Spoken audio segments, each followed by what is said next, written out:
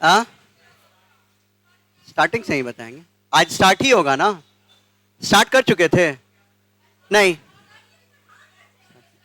आज ही से स्टार्ट करेंगे। आज ही से स्टार्ट करेंगे।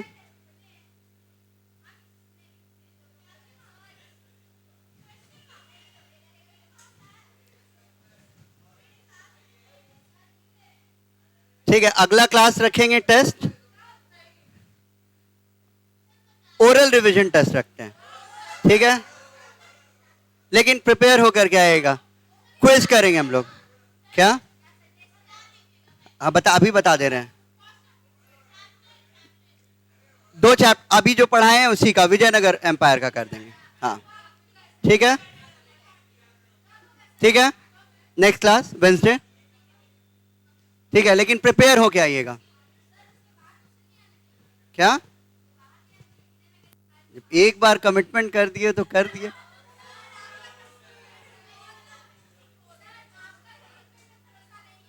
क्यों?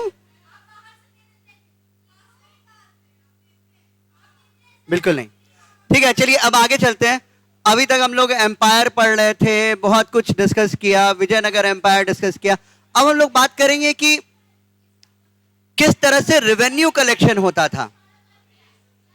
हाँ, और हम लोग बात करेंगे कि जो अदर सेगमेंट है, अभी तक कितना बात जो भी किया हमने, किंग्स के बारे में बात किया, सोसाइटी के बारे में बात किया, पॉलिटिकल ऑर्डर के बारे में, और बहुत ज्यादा बात किया। अब हम लोग थोड़ा सोशल ऑर्डर के बारे में बात कर रहे हैं। तो सोशल ऑर्डर में कौन है भाई? किसान है, राइट, जमींदार हैं, राइट, और उनका रिलेशनशिप किसके साथ? स्टेट के साथ, गवर्नमेंट के साथ। गवर्नमेंट किस तरह से चला रहा था, किस तरह से कंट्रोल कर रहा था, और कैसे टैक्स का सिस्टम था। क्लियर?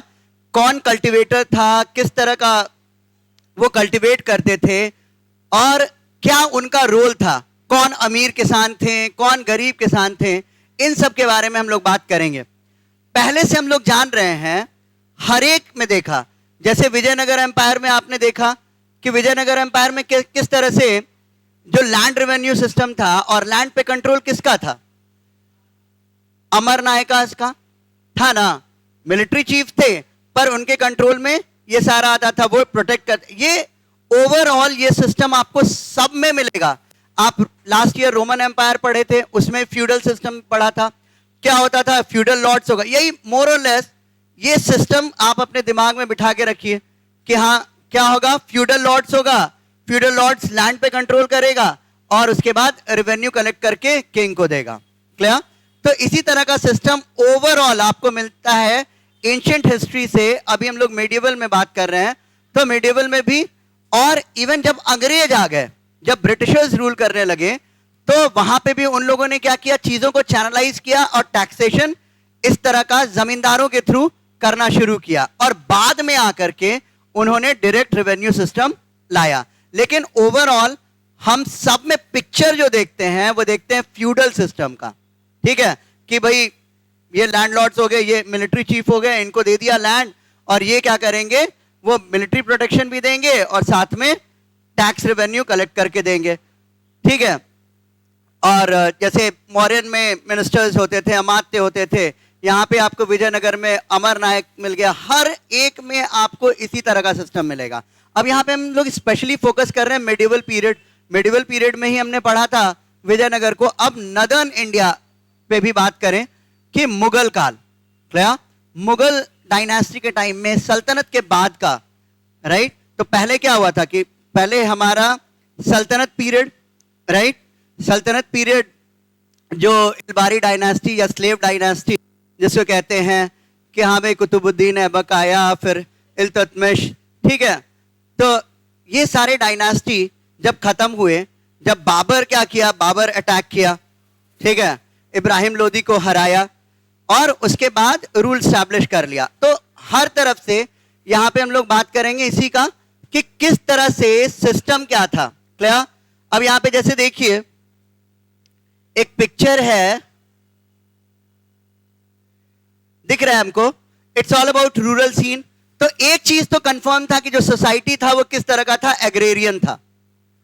सोसाइटी क्या था? एग्रेरियन था, मतलब किसान थे, लोग क्या करते थे? खेती करते थे। एग्रेरियन बेस्ड इकोनॉमी था। अधिकतर लोग गांव में रहते थे, क्लियर, और टाउन्स थे। टाउन्स अलग अलग, जैसे आपने देखा टेम्पल टाउन्स होते थे, क्या होता था, ट्रेडिंग टाउन्स होते थे, तो थे। लेकिन अधिकतर जो था वो क्या था, रूरल एरिया था, और मतलब एग्रेरियन बेस्ड इकोनॉमी था। एग्रीकल्चर सबसे इंपॉर्टेंट चीज था, क्लियर। अब बात करें 16th एंड 17th सेंचुरी में 85% of the population of India lived in its villages. 85% population, huge population, सब गांव में, clear. Both peasants and landed elites were involved in agricultural production and claimed rights to a share of the produce. अब किसान हो चाहे जो landlord हो, ठीक है, रूरल एलिट, तो ये लोग क्या करते थे, प्रोडक्शन कर रहे हैं और प्रोडक्शन करके क्या करेंगे, उसमें शेयर उनका होगा, क्लियर। और फर्दर एक टैक्स प्रोड्यूस के तरह ही जाता था, मतलब कितना प्रोडक्शन होगा, एक पर्टिकुलर भाग जाएगा, वो कहाँ जाएगा, स्टेट को जाएगा। स्टेट को जाएगा तभी तो स्टेट रन करेगा, स्टेट गवर्नमेंट चलाएगा, clear. This created relationship of cooperation, competition and conflict.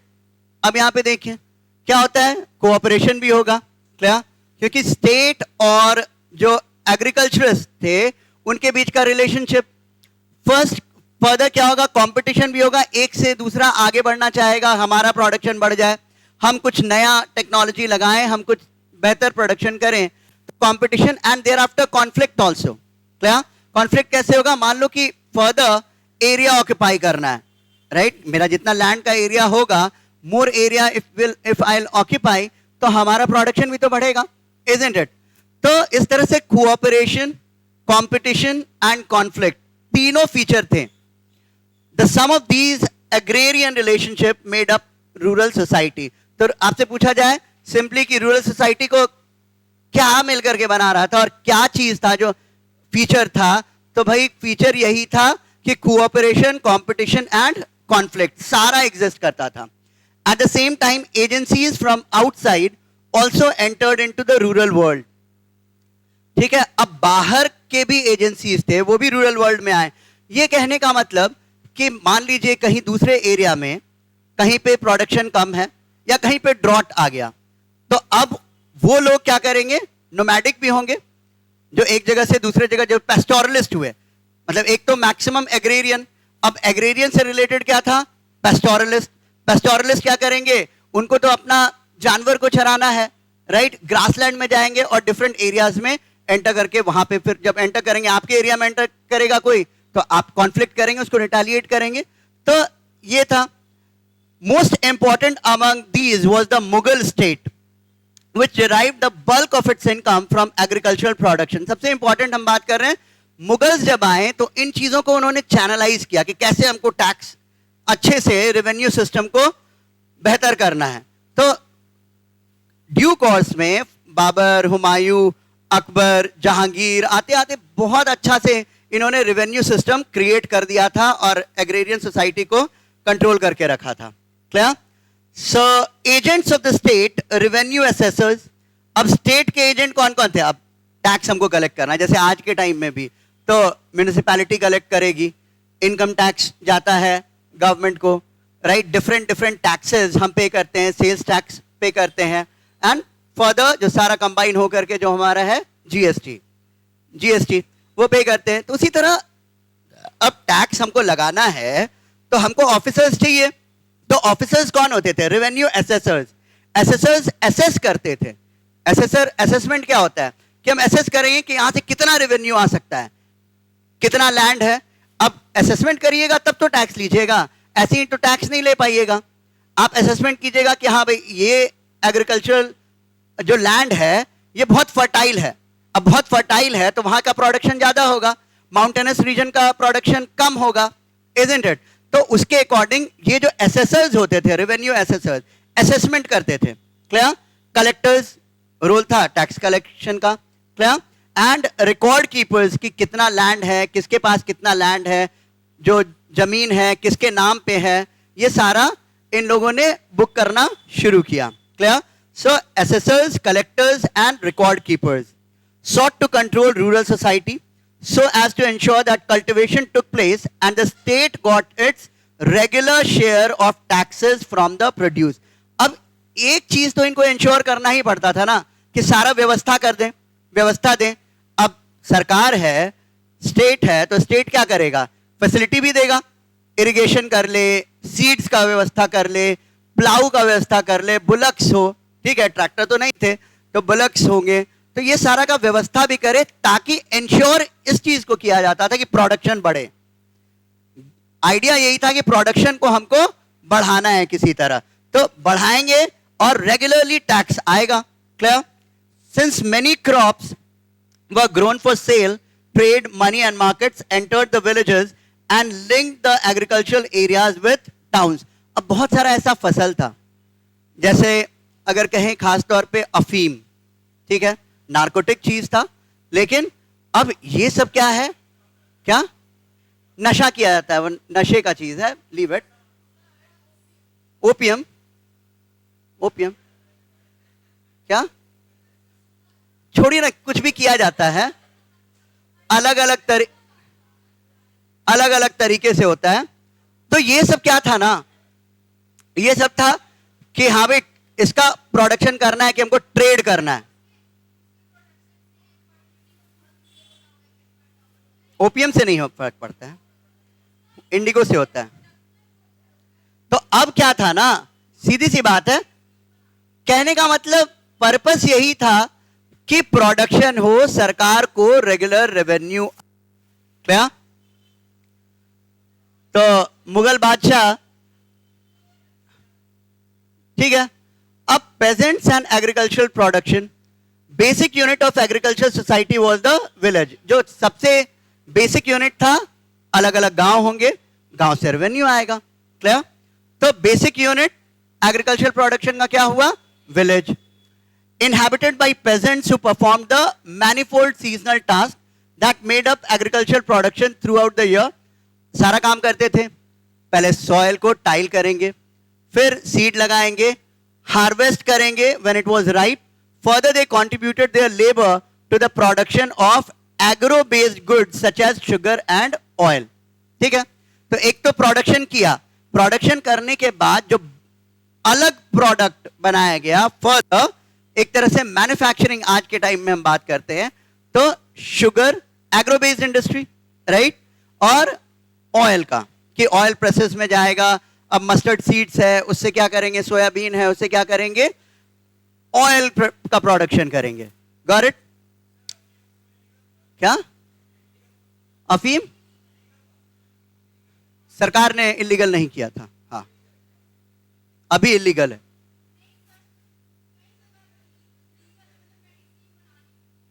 हाँ, वो यूज होता है।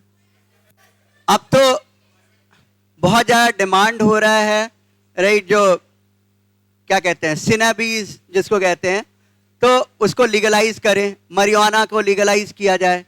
क्लियर? क्योंकि बहुत सारा मेडिकल ट्रीटमेंट, जैसे अल्जाइमर, उन सब के मेडिकल ट्रीटमेंट में काफी ज्यादा हेल्पफुल है, लेकिन लोग क्या करते हैं, लोग उसका नशे में प्रयोग करते हैं, तो वो प्रॉब्लम है। तो लीगलाइज हो जाएगा तो और शुरू हो जाएगा सब, ठीक है, ये प्रॉब्लम। हाँ बोलिए, ठीक है ना। अब rural India was not characterised by settled peasant production alone, मतलब सिर्फ सेटल्ड पेजेंट नहीं थे। यहां पे थोड़ा सा समझेंगे, सेटल्ड पेजेंट कौन होंगे? जो वहीं रहते हैं, गांव है, गांव में रह रहे हैं और गांव में क्या कर रहे हैं? प्रोडक्शन कर रहे हैं। जो बाहर से आप भी आते थे तो इस पे ही डिपेंडेंट नहीं था। Several kinds of areas such as large tracts of dry land or hilly regions were not cultivable in the same way as the more fertile जो plain land था। Obvious बात है, even आज भी क्या होगा? It is but obvious कि fertile land सबसे ज्यादा प्रोडक्शन आपको कौन देगा? जो आपका प्लेन एरिया है, राइट?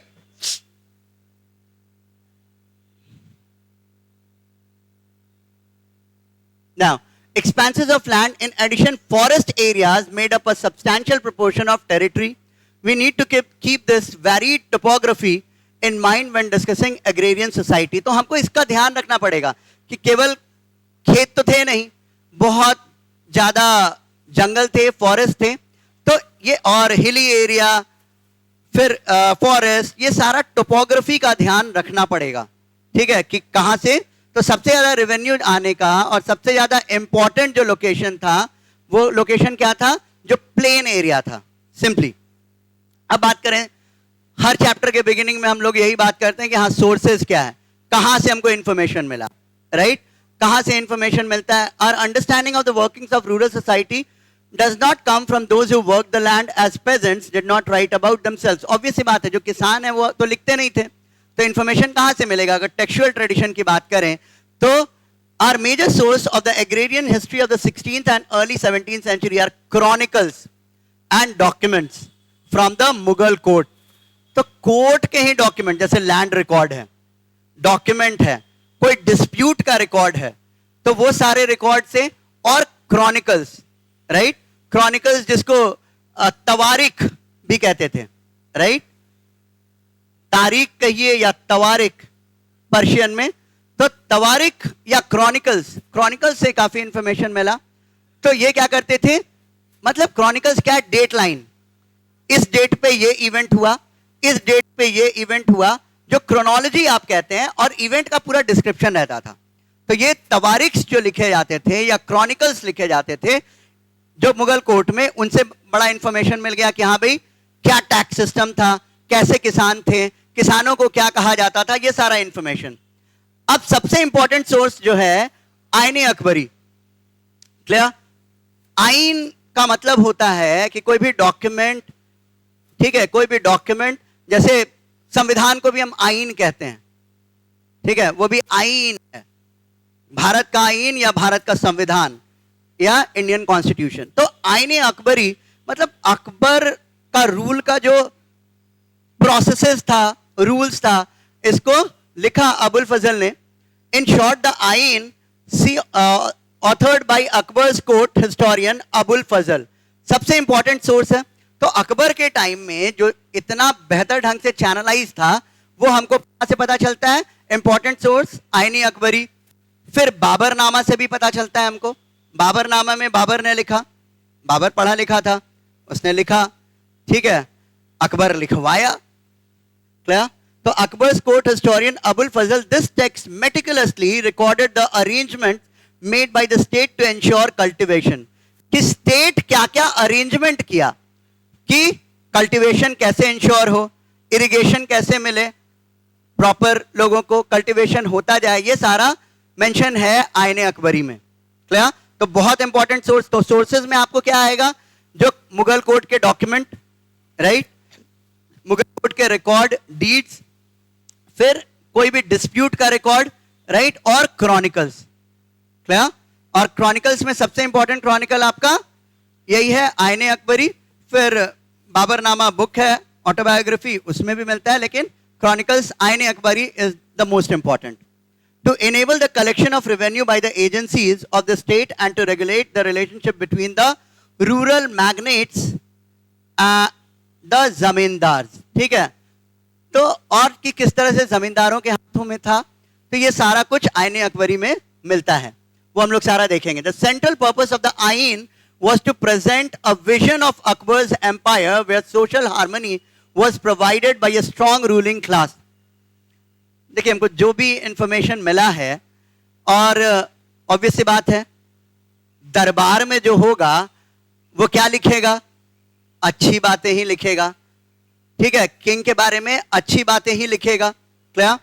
तो दिखाया गया कि कैसे हमेशा से अकबर को इस तरह से प्रेजेंट भी किया गया है कि अकबर ने क्या किया, सारे सबको एक साथ एकोमोडेट किया, सारे सोशल ग्रुप्स को, चाहे हिंदू मुस्लिम एकता, सुलही कुल, राइट, दीने इलाही, तो सारा कुछ प्रोपगेट करके सबको एक साथ हार्मनी क्रिएट किया, मतलब पीस, हार्मनी उसने एस्टैब्लिश किया।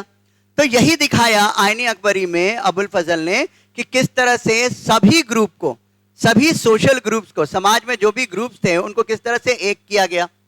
एनी रिवोल्ट और assertion of autonomous power against the Mughal state was in the eyes of the author of the Ain predestined to fail।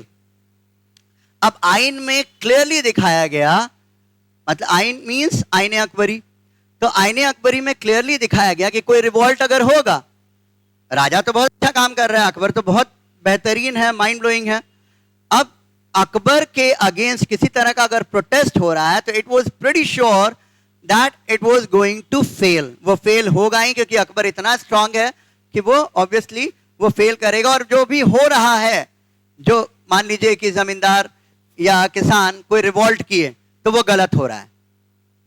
मतलब राजा तो सही कर रहा है, वो गलत हो रहा है. इस तरह से दिखाया गया आइन में. हाँ,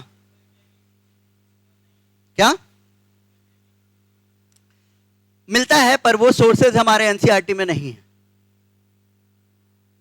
ठीक है, तो आगे आने वाले समय में अगर होगा तो होगा, लेकिन हमारे सामने बहुत ज्यादा क्रिटिसिज्म अकबर का नहीं है. Clear?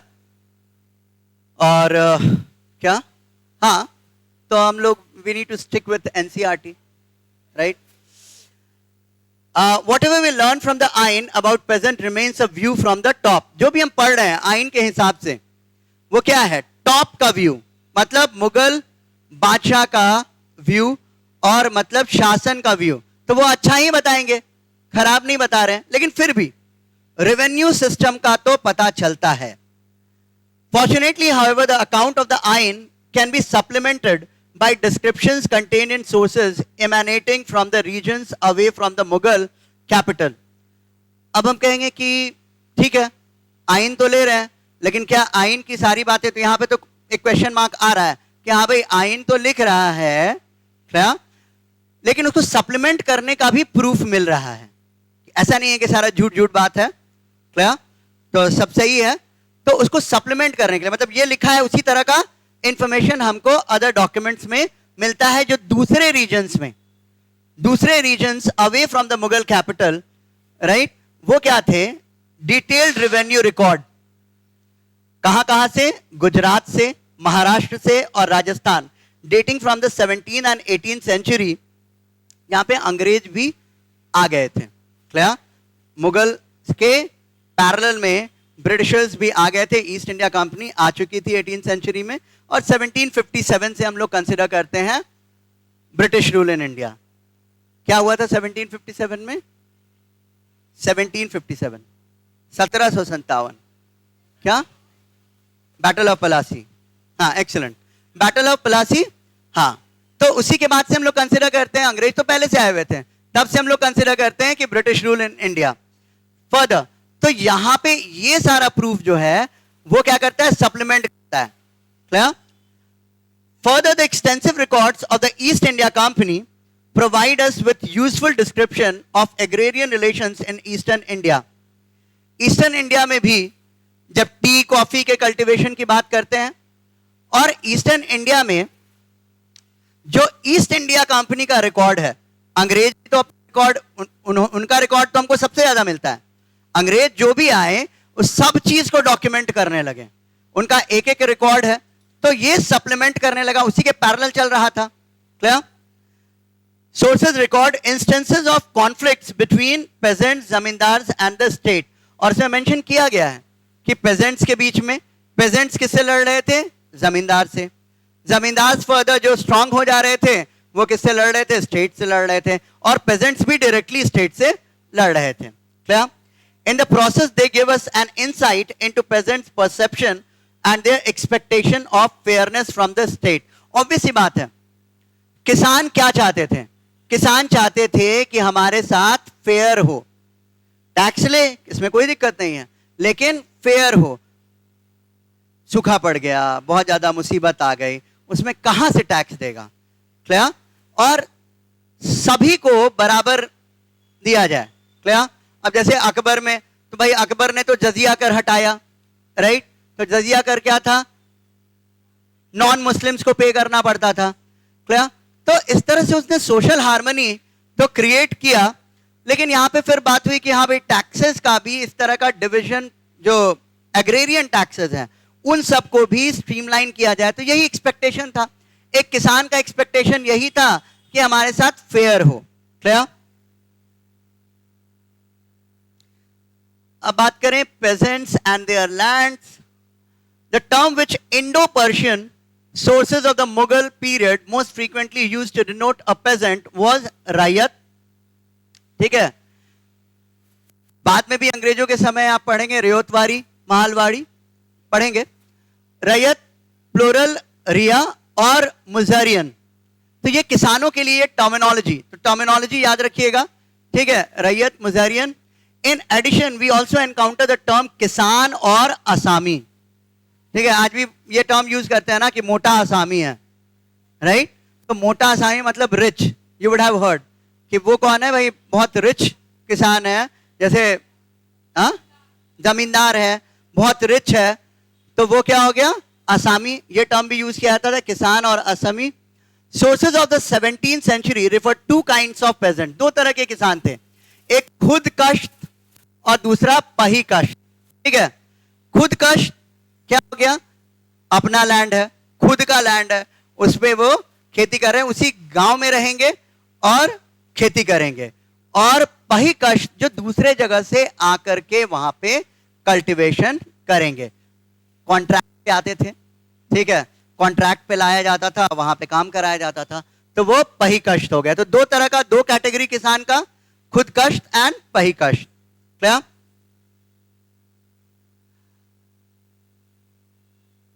So already we discussed, were residents of the village in which they held their land.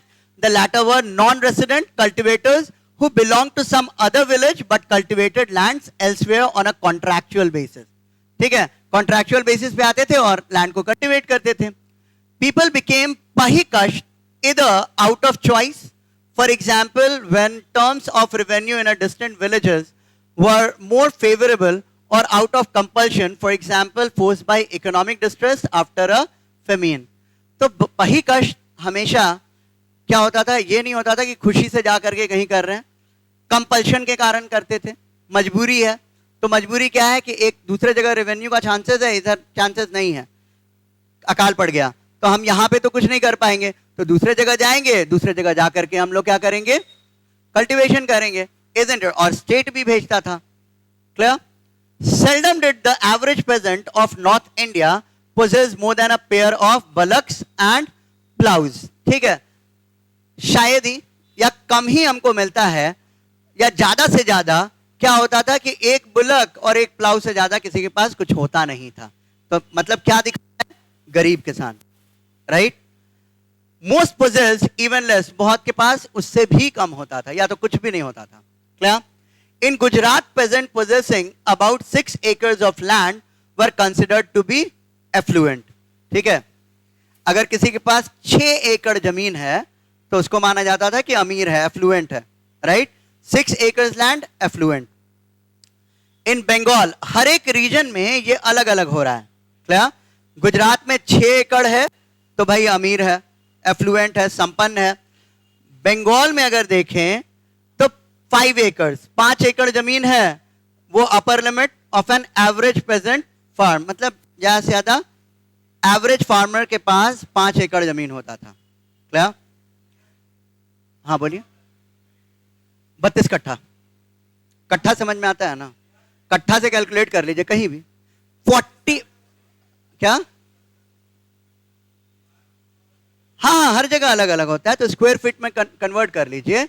जैसे यहाँ पे 1361 स्क्वायर फीट करते हैं ना, तो 1361 से मल्टीप्लाई कर लीजिए 32 को, तो जो स्क्वायर फीट में आएगा ना वही है 40,456 ऐसे करके कुछ होता है, क्या? इतना होता है मोर और लेस, हम अपनी जगह से ज्यादा इजीली समझ पाते हैं। क्या क्या चीज? 32 कट्ठा, ठीक है। अब 32 कट्ठा को कन्वर्ट कर लीजिए, एक कट्ठा में, अब जैसे रोड छोड़ के रहता है तो शहरी इलाका पटना रीजन में देखिएगा तो 1200 स्क्वायर फीट होता है, ठीक है, और हाजीपुर साइड में 1800 स्क्वायर फीट होता है, तो ये थोड़ा वैरी करता है, पर अभी जो 1200 के हिसाब से कैलकुलेट कीजिएगा तो 32 कट्ठा निकल जाएगा, मतलब 1361 से मल्टीप्लाई कीजिए 40,456 ऐसे ही है। हाँ हाँ, ऐसे ही मतलब 40,000 42,000 स्क्वायर फीट इतना रहेगा, क्लियर? तो 5 एकड़ जमीन है तो अपर लिमिट 10 एकड़ would make one a rich असामी। If somebody has 10 acres of land तो उसको क्या कहलाएगा, वो रिच असामी, clear? Cultivation was based on the principle of individual ownership. Cultivation कैसे होता था? इंडिविजुअल ओनरशिप, मतलब मेरा जमीन है, इंडिविजुअल ओनरशिप, राइट, जिस किसी का ownership. Peasants' land were bought and sold in the same way as the land of other property owners. जैसे आज भी क्या होता है, किसान का भी जमीन है उसी तरह सेल और परचेज होता था, राइट, जैसे और अदर लैंड सेल परचेज होता है उसी तरह ये लैंड भी सेल परचेज होता था. This 19th century description of peasant holding in the Delhi-Agra region would apply equally to the 17th century. और आगे भी हमको यही मिलता है 17th century में. अब यहाँ पे देखिए, the cultivating peasants, Assamese, who plow up the field mark the limits of each field for identification and demarcation with borders of raised earth, brick and thorn so that thousands of such fields may be counted in a village. आज भी हम करते हैं ना, क्या होता है, boundary बना देते हैं या तो बार्ब्ड वायर से, कटीले तार से हम घेर लेते हैं, isn't it? तो उसी तरह वहां पे क्या करते थे, मिट्टी को उठा, मतलब बाउंड्री जो होगा, मेरा खेत है तो उसके बाउंड्री को डिमार्केट करने के लिए क्या करेंगे कि उसको थोड़ा सा उठा दिया, राइट, एम्बैंकमेंट की तरह थोड़ा ऊंचा कर लिया, तो पता चल रहा है कि हाँ भाई ये मेरा खेत है, ये किसी का खेत है, फिर वो किसी और का है. तो इसी तरह पूरा विलेज का जो डिफरेंट एग्रीकल्चरल लैंड होता था वो डिमार्केटेड रहता था, लोग कर रहते थे. क्लियर? नहीं तो पता कैसे चलेगा, कोई भी उसमें एंटर कर जाएगा, isn't it? क्या? हाँ, वही मुगल्स ने उसको क्लैरिफाई कर लिया था, उसको डॉक्यूमेंट कर लिया था, और अंग्रेजों के समय आते आते और डॉक्यूमेंटेशन हो गया था. क्लियर? अब बात करें peasants on the move. This was a feature of agrarian society which struck a keen observer like Babur, the first Mughal emperor, forcefully enough for him to write about it in the Babarnama, his memoirs. Baburnama में pageants के बारे में लिखा बाबर ने, और बहुत अच्छा observer था बाबर, ठीक है, पढ़ा लिखा तो था ही और ऑब्जर्वर भी बहुत अच्छा था. उसने ऑब्जर्व किया था, उसने तो शासन स्टैब्लिश ही किया था. 1526 में मुगल डायनास्टी फाउंडेड. अब उसने कहा कि हिंदुस्तान हैमलेट्स गांव जो दूर का एरिया है, that is hamlet, and villages, towns indeed are populated and set up in a moment. कि बड़ा अच्छा सिस्टम है इनका कि ये कभी भी डीपॉपुलेट हो जाता है, मतलब यहां पे बसे हुए हैं लोग, क्लियर, जरूरत पड़ा तो ये एरिया डीपॉपुलेट हो जाएगा, मतलब यहां से लोग हट जाएंगे और दूसरे जगह चले जाएंगे, जैसे नोमैडिक होते हैं उस तरह से. अब इसको कैसे उसने बताया, if the people of a large town one inhabited for years even flee from it. अब एक बड़े शहर से उठे और वहां से क्या क्या किए, वो भाग गए वहां से, अगर उठ के चले गए. और रीजन क्या होता है, जनरली रीजन क्या होता होगा, रिसोर्सेज कम, बेटर रिसोर्सेज की तलाश में, रिसोर्सेज कम हो गए. They do it in such a way that not a sign or trace of them remains in a day and a half. कि कोई ट्रेस नहीं बचेगा, सब कुछ उठा करके चल दिए. और इसका कारण भी क्या होता था, on the other hand, if they fix their eyes on a place to settle, मतलब देख लिया कि चलो ये एरिया है, यहां पे हम लोग क्या करेंगे, सेटल हो जाएंगे. तो सेटल कैसे होते थे, they need not dig water courses because their crops are all rain grown. तो पानी का कोई ऐसा नहीं करते थे कि नहर बना रहे हैं, कुछ सोर्स को इकट्ठा कर रहे हैं, कुआं खोद रहे हैं, ऐसा कुछ नहीं करते थे, क्योंकि इनका मोस्टली फसल जो था वो रेन फेड होता था. रेन फेड होने का मतलब बारिश से उनका काम चल जाता था. Clear? And as the population of Hindustan is unlimited, it swarms in. और चूंकि हिंदुस्तान की जनसंख्या अनलिमिटेड थी, सेंसस तो नहीं हुआ था, तो अनलिमिटेड थी, मतलब बहुत ज्यादा थी, ठीक है, मतलब कुछ एग्जैक्ट फिगर नहीं है इसलिए अनलिमिटेड कहा. तो इसलिए कहीं भी ये स्वॉर्म कर जाते थे, मतलब एक झुंड में एक जगह चले जाना, दैट्स व्हाट, जैसे बीज स्वॉर्म करते हैं, isn't it? In the same way, like people used to flock, like cattle की तरह flock कर जाए या bees की तरह swarm कर जाए, तो ये कहना था इनका. They make a tank or a well, एक टैंक वेल बना लेते थे. They need not build houses, घर बनाने की जरूरत नहीं थी, दीवार वार खड़ा करने की जरूरत नहीं थी, घास फूस से झोपड़ी बना लेते थे. ठीक है. खस grass abounds, wood is unlimited, huts are made and straight away there is a village or a town.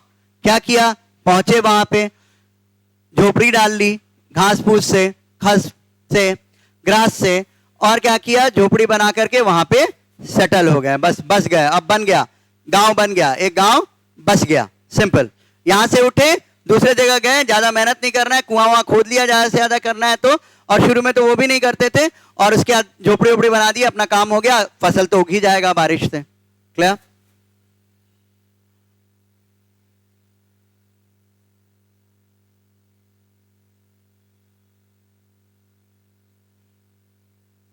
अब इरिगेशन कैसा था इस पे देख लेते हैं.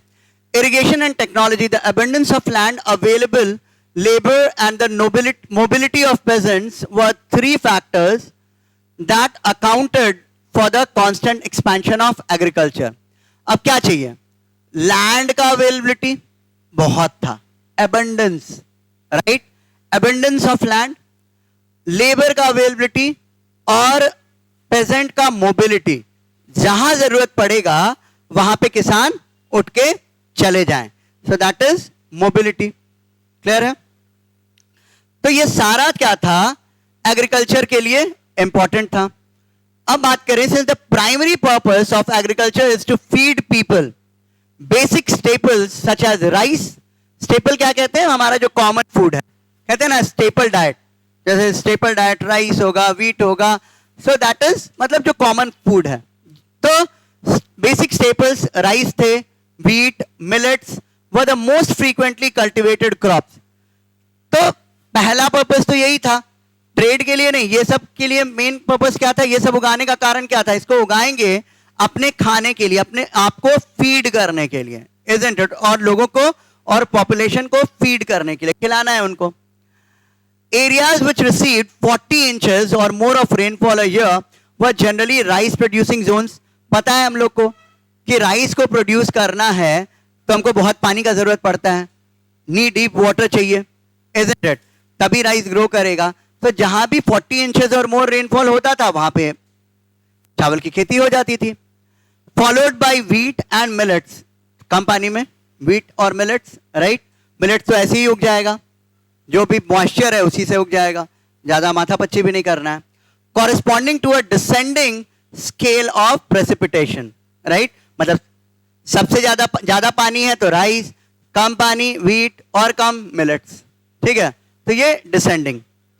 Monsoons remain the backbone of Indian agriculture. आज भी है. ठीक है. तो monsoon is the backbone of agriculture as they are even today, but there were crops which required additional water. Artificial system of irrigation had to be devised for this. अब कुछ crop में पानी की जरूरत होती थी एडिशनल, तो artificial irrigation system की भी जरूरत थी. अब यहां पे देखेंगे आप बहुत अच्छे से कि किस तरह से डिवाइस था सिस्टम. यहां पे देखिए, इसी से आपको थोड़ा सा आइडिया मिलेगा. दिख रहा है पिक्चर, दिख रहा है, हाँ. तो यहां पे आपको जैसे ये पर्शियन व्हील दिख रहा है, क्या? तो इस तरह का ये क्यूबिक्स में पानी जो है ये व्हील ऐसे मूव करेगा, पानी यहां से कैरी करेगा और इधर से लैंड में वो फ्लो कर, और उसको कैनल्स के थ्रू क्या करते थे, कनेक्ट कर देते थे एग्रीकल्चरल लैंड से. Clear. So that was Persian wheel, right. Further ये मूव करते थे, ये बुलक को मूव किया, उससे भी पानी निकाल लिया, isn't it?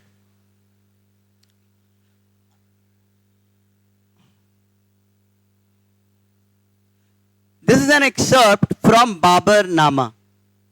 ठीक है. The irrigation devices the emperor observed in northern India. northern India में जो irrigation का devices इसने ऑब्जर्व किया था, बाबर तो आया था, तो ऑब्जर्व जो किया उसके बारे में लिखा उसने. The greater part of Hindustan country is situated on level land, अधिकतर जो है प्लेन लैंड, लेवल लैंड का मतलब प्लेन लैंड, अधिकतर पार्ट जो हमारा पूरा का पूरा नदर्न इंडिया, खास तौर पे उसी पे इन्फ्लुएंस था मुगल डायनास्टी का, क्लियर, तो वो लेवल लैंड पे था. Many though its towns and cultivated lands are, it nowhere has running waters, for water is not at all a necessity in cultivating crops and orchards, matlab bagicha, clear.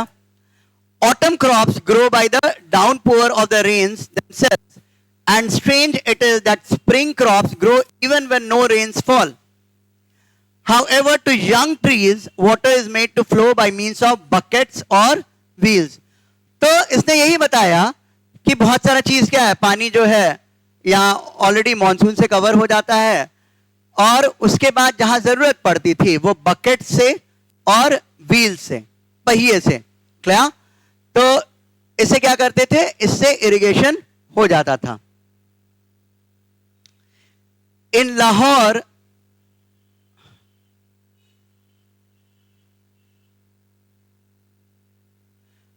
ठीक है, accident हुआ, ठीक है.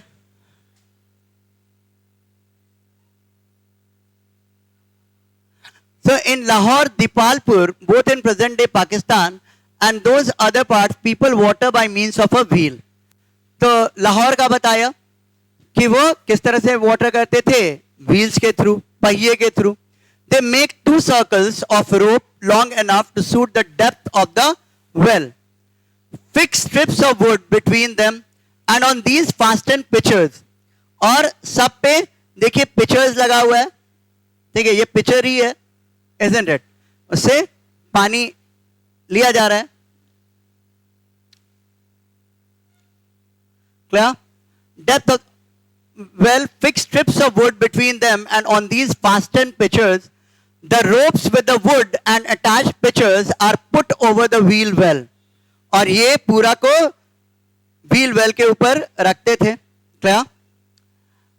At one end of the wheel axle, a second wheel is fixed and close to it another on an upright axle. एक wheel axle पे ही रहता है ना, एक्सल है उस पे मूव करेगा, तो एक्सल पे फिक्स करता था और दूसरे व्हील से अटैच करते थे. The last wheel, a bullock turns. Its teeth catch in the teeth of the second wheel and thus the wheel with the pitchers is turned.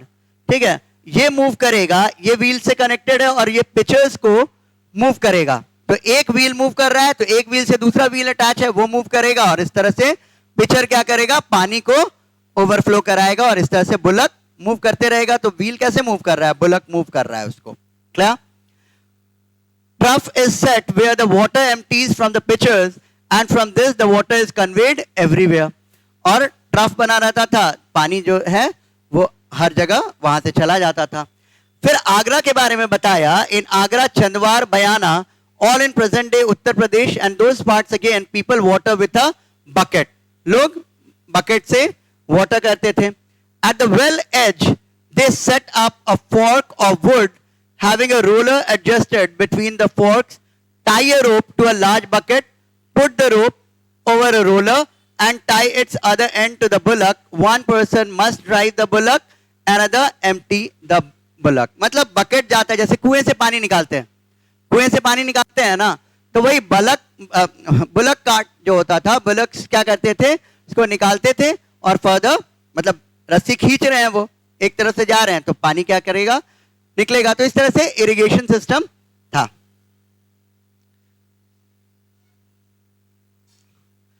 According to Baburnama, ठीक है.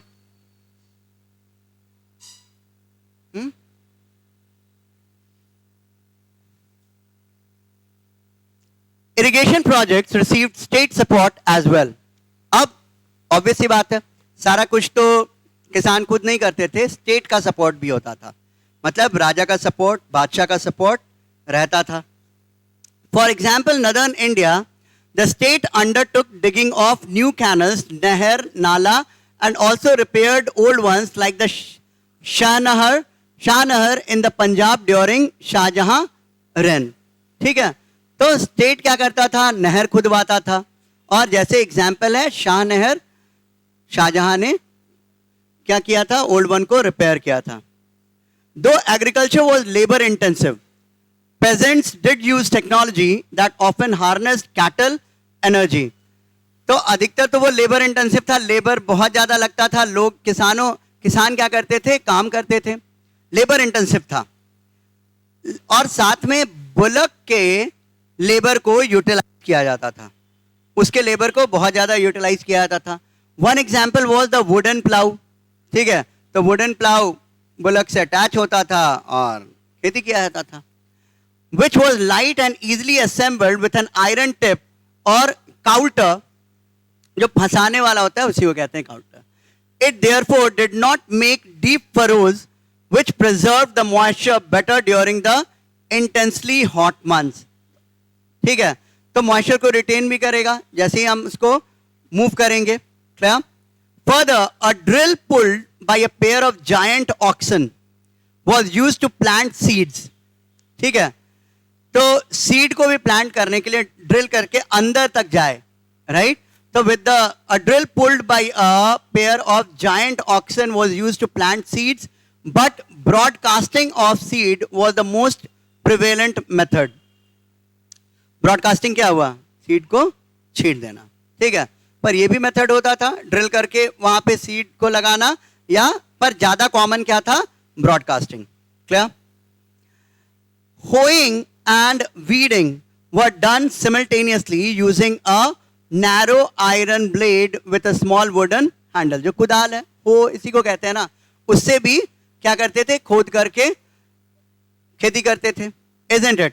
तो होइंग भी करते थे। वीडिंग क्या होता है, जो अनवांटेड प्लांट है उसको रिमूव करते थे। क्या सारे से बेटर किया गया।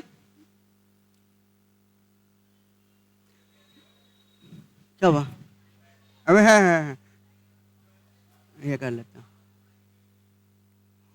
The spread of tobacco, tobacco बहुत बहुत इंपॉर्टेंट था। ठीक है, जैसे अभी हम बात कर रहे थे, वो सब अनाज जो है वो तो फीड करने के लिए था, अब ये इसका ट्रेड इंपॉर्टेंस था। अब क्या था, this plant which arrived first in the Deccan spread to northern India in the early years of the 17th century. 17th century के शुरुआत में हर जगह ये फैला, डेक्कन में शुरुआत हुई इसकी। द आइन does not mention tobacco in the list of crops in northern India. Northern India के क्रॉप में आइन ने मेंशन नहीं किया। ठीक है, आइन अकबरी में नहीं है। Akbar and his nobles came across tobacco for the first time in 1604। पहली बार देखा टोबैको को। ठीक है, 1604। At this time, smoking tobacco in hookahs or chillums seems to have caught on in a big way। बहुत आसानी से हर जगह मिलता था कि लोग चिलम में, ठीक है, तंबाकू जो था वो, ठीक है, इनहेल करते थे। Jahangir was so concerned about its addiction that he banned it। अब जहांगीर बहुत कंसर्न था तो जहांगीर ने इसको बैन किया था। या this was totally ineffective because by the end of the 17th century tobacco had become a major article of consumption, cultivation and trade all over India। लेकिन उसका बैन जो था ना बहुत सक्सेसफुल नहीं हुआ, क्योंकि बहुत ज्यादा रेवेन्यू देता था। और टोबैको क्या होता है, ठीक है, तो मेजर आर्टिकल ऑफ कंजम्पशन भी था, कल्टीवेशन भी होता था पूरे हिंदुस्तान में, ट्रेड भी होता था बाहर भी। क्लियर? तो इसका इंपॉर्टेंस था। टाइम हो गया।